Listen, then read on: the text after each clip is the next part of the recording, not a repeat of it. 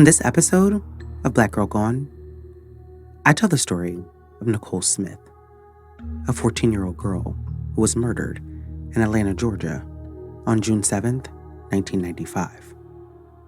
That day, Nacole left her home to walk to her middle school where she was finishing up her 8th grade year. But on her way, Nacole remembered she left her homework, and so she went back home to get it. She decided to take a shortcut through the wooded area behind her apartment complex. But Nacole never made it back to her home. Less than an hour later, her body was found in that wooded area. She had been raped and shot twice. Despite DNA and witnesses seeing a man fleeing the scene, detectives were unable to find the killer.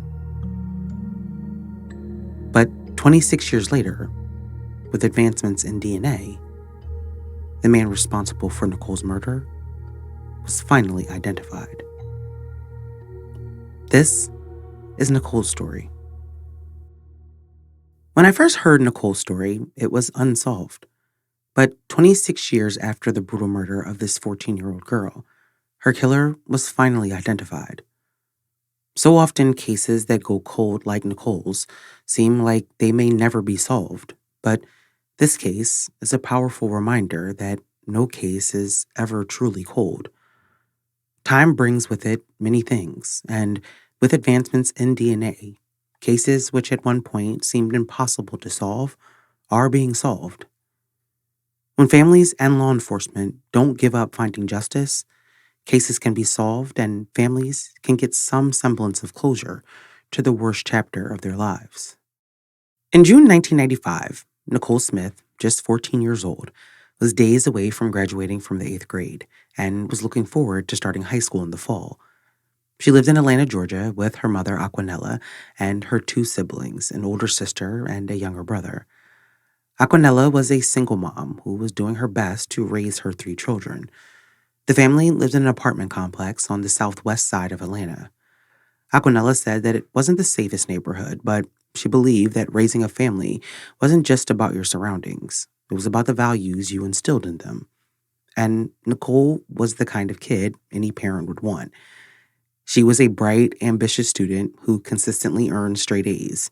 Known for her kindness and generosity, Nacole would often spend her free time tutoring the younger kids in the neighborhood, always willing to lend a helping hand. Her mom said that Nacole loved little kids and little kids loved her. Despite only being 14, Nacole had a clear vision for her future and dreamed of becoming a pediatrician, driven by her desire to care for children. Her passion for helping people was evident in everything that she did, and those who knew her had no doubt that she would achieve her goals. But despite all her potential and the bright future ahead of her, Nacole's life would tragically and violently be cut short in a senseless act of violence. As the end of her middle school years approached, what should have been a time of celebration for her family turned into a nightmare that would haunt them for decades to come. On the morning of June 7th, 1995, Nacole, just days away from one of the most important milestones of her young life, graduating from Ralph Bunche Middle School. The 14-year-old was brimming with excitement and looking forward to the ceremony that would mark the end of her middle school years and the beginning of a new chapter in high school. For Nacole, this was a very exciting time, a time to dream about what lay ahead. She had spent years working hard in middle school, and now, with summer around the corner, she was eager to embrace the new experiences and challenges that high school would bring. That morning, June 7th, Nacole got ready for school as she normally did. She would walk the short distance to her school with her older sister, Nikita, who was 16 at the time. Aquanella said that her daughters left her apartment at around 8:30 that morning and began their routine walk to school.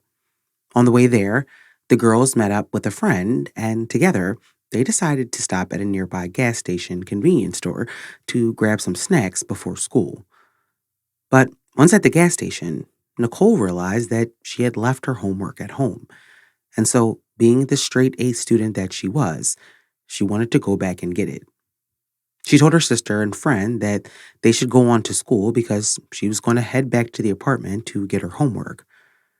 Her sister said that Nacole decided to take a shortcut back to the complex. The shortcut was a wooded area that led to two apartment buildings, and there was a makeshift trail that had been created by people using the passage to get back and forth. But that shortcut was one her mother had forbidden her from using. As I mentioned earlier, the family didn't live in the safest neighborhood, and while it's unclear if Aquanella knew specific dangers associated with the shortcut, or if it was just her motherly instincts, she was adamant that her children not use it.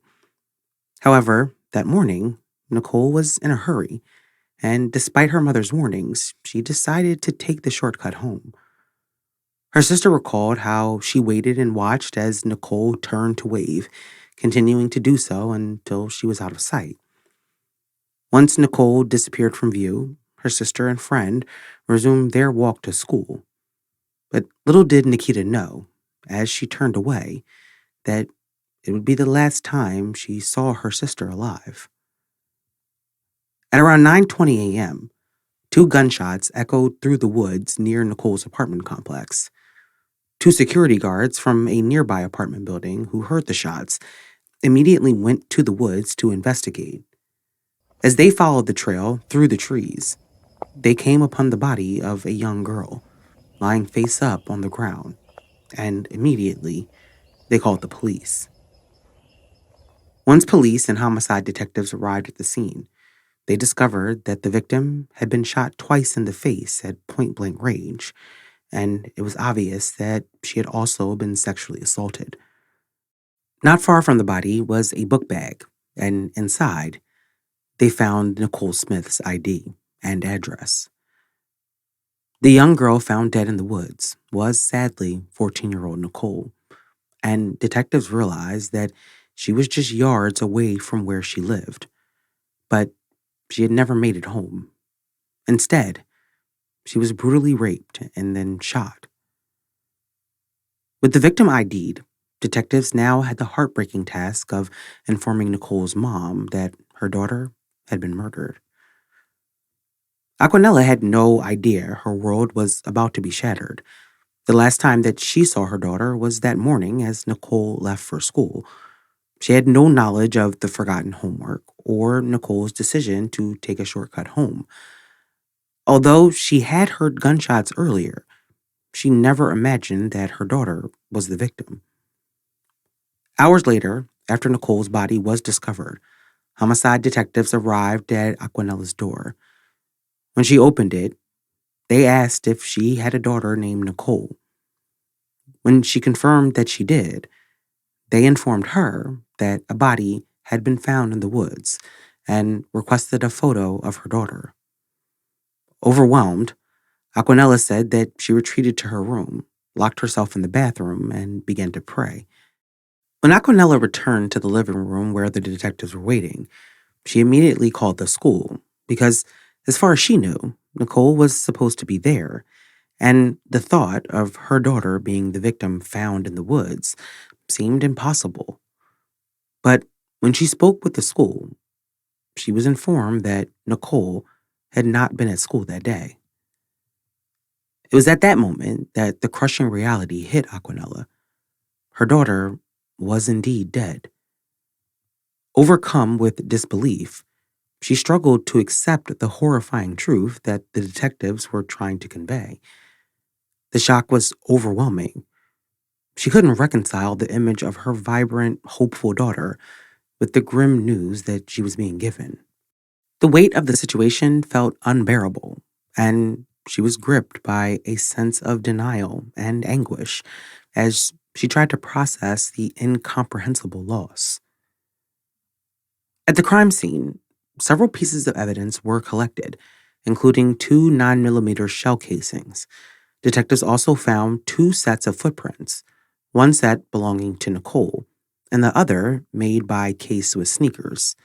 Those of us who grew up in the 90s remember how popular K-Swiss sneakers were, but for detectives, they were sure that they were the sneakers worn by the killer. After notifying Nacole's mother of her murder, Detectives immediately began searching the area around the woods for clues or potential witnesses. The first person that they ended up interviewing was Nikita, Nicole's older sister, and one of the last people to see her alive. Nikita recounted the events of that morning, describing their visit to the convenience store and how Nacole left her homework behind and returned to their apartment. Nikita's interview provided detectives with crucial information that helped explain why Nacole was found in the woods. But even more importantly, she revealed a critical detail. She had seen a light skinned black man in his early 20s wearing case with sneakers, standing behind them in line at the convenience store. Now, this description raised immediate alarms for detectives who were already on the lookout for someone wearing those sneakers. Detectives continued to canvass the area for witnesses and soon found a landscaper who said that he heard shots and screams coming from the woods. He said that he then saw a light skinned black male with a gun in his hand, wrapped in a bloody shirt, running down the trail. He said that he was wearing K-Swiss sneakers. Detectives now had two witnesses that described seeing a light skinned black man near the scene of the crime wearing the exact same sneakers as the prints found at the scene. In the hours after Nicole's body was found, dozens of police officers spread out throughout the area and began knocking on doors.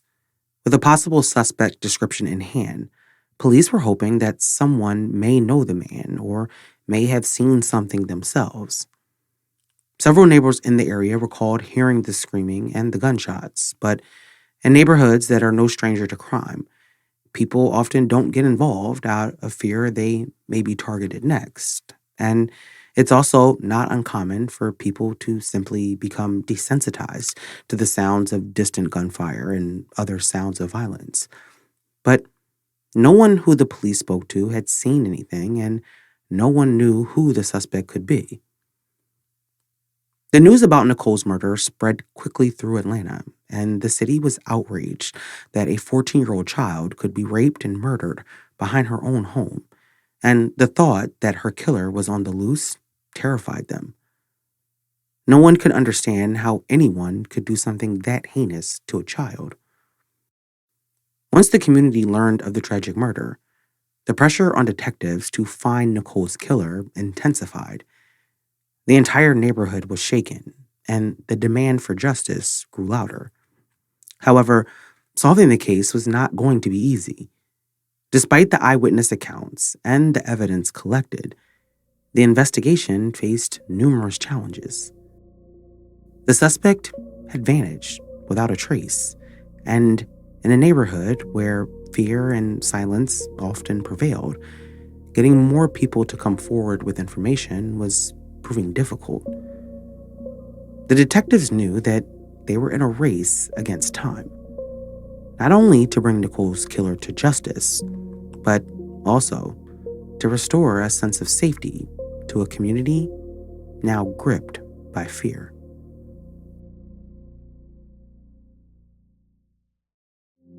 On June 7th, 1995, 14-year-old Nacole Smith left her home in Atlanta, Georgia to walk to school. But after forgetting her homework, she decided to go back and get it. But before she could make it home, Nacole was murdered. And now detectives were on the hunt for a brazen killer. After the discovery of Nicole's body, an autopsy was performed and DNA from the sexual assault was able to be recovered.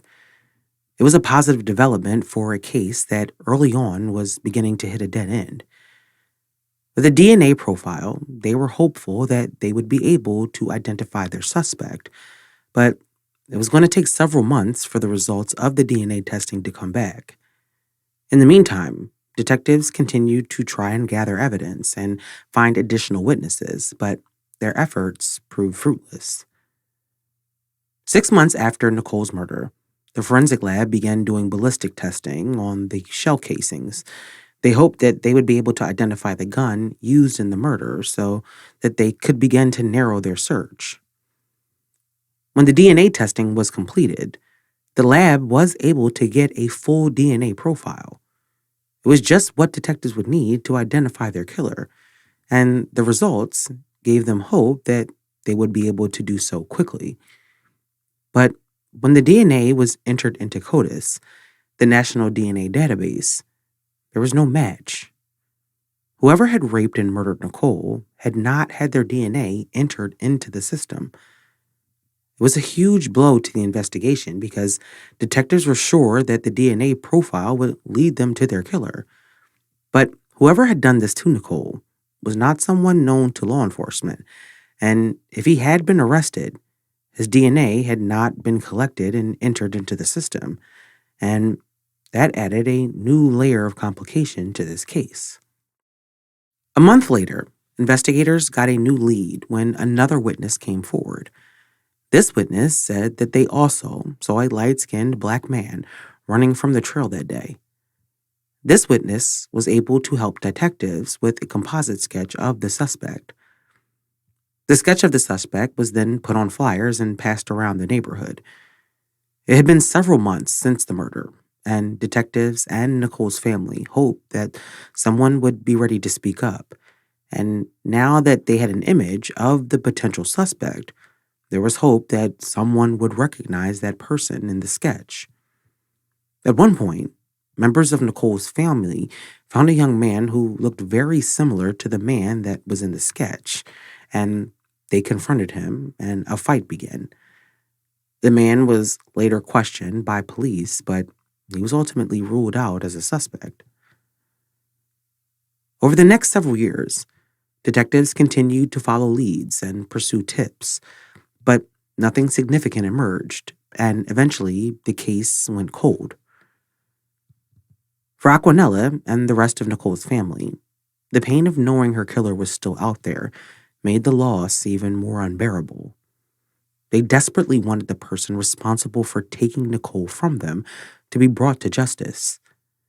But as 1 year turned into 2 and then 3, it began to feel as though they may never find Nacole's killer. But 9 years after her brutal murder, another young woman's encounter with a monster would add yet another layer to this case.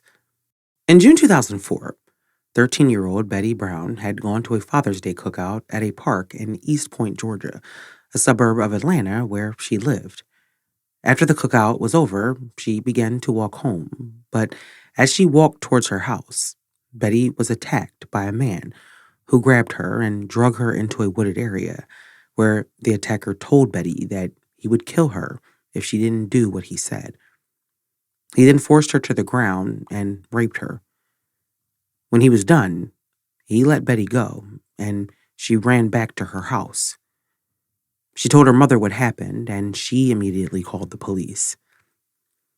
Once police were dispatched to Betty's house and took her statement, they began searching the area for a suspect, but they were unable to find one or any witnesses. A rape kit was performed, and a DNA sample was recovered. And when the sample was entered into CODIS, a match came back. The DNA found on Betty was the same DNA found on Nacole 9 years before. Betty was able to provide a description of the suspect and worked with a sketch artist to create a composite sketch of the man who raped her. This new sketch revitalized the detectives on Nacole's case, giving them a fresh lead to pursue. Armed with this updated information, investigators launched a renewed investigation into Nacole's murder.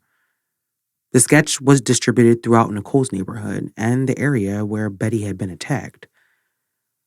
While canvassing East Point, Georgia, police encountered a man who bore an uncanny resemblance to the sketch. He was brought in for questioning, but he refused to cooperate and declined to provide a DNA sample. This refusal raised suspicions, leading detectives to believe that he might be hiding something. And so, determined to uncover the truth, they followed him and obtained his DNA from an alternative source. However, when the DNA was tested against the samples from Nacole and Betty, there was no match. Detectives were shocked because they were sure that he was their suspect. Despite the person now having committed yet another brutal crime, the cases both went cold. In 2017, Nacole's case was reassigned to a new detective. By then, significant advancements in DNA technology had emerged, including the use of genetic genealogy to identify suspects. When detectives learned that this method had led to the capture of the Golden State Killer, they knew it was their best chance to finally identify Nacole's killer.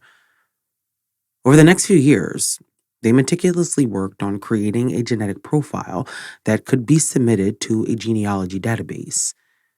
Once the profile was ready, they submitted it and anxiously waited to see if it would lead to a match.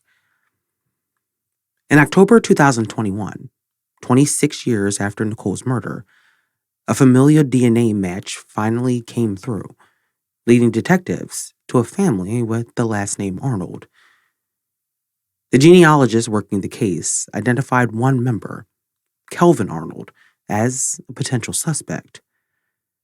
Kelvin had lived in Southwest Atlanta at the time of Nacole and Betty's attacks, and although his DNA was not in CODIS, Kelvin had been arrested several times, including for felony assault.